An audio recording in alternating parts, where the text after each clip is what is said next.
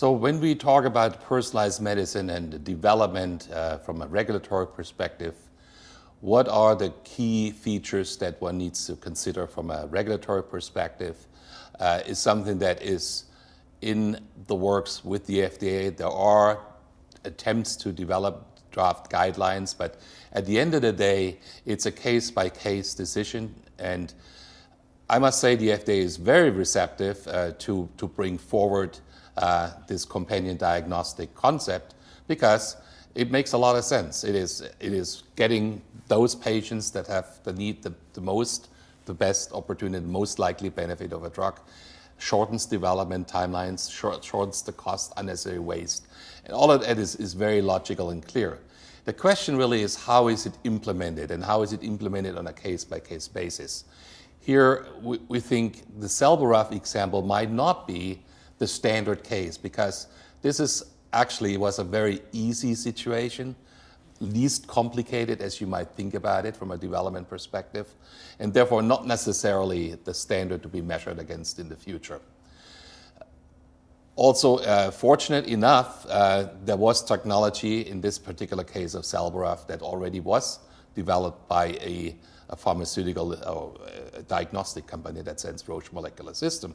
So there was experience with developing these products.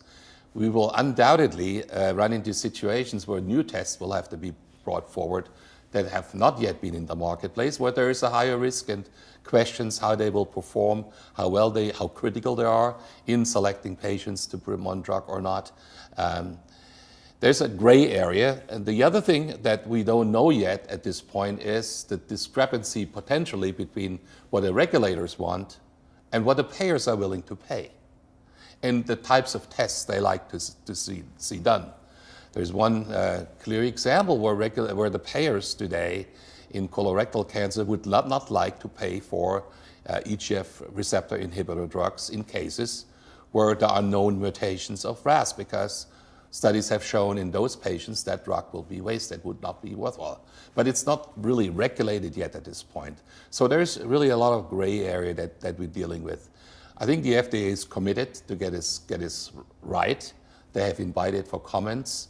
We made proposals, and we think there are ways to also mitigate the initial financial investment by initially not having a Cadillac rolled out for your initial clinical trials, but maybe start with a tricycle until you know you go in somewhere before you really have something that you can develop and send out around the world. And we think the CLIA labs are a very, very good setup to do that with.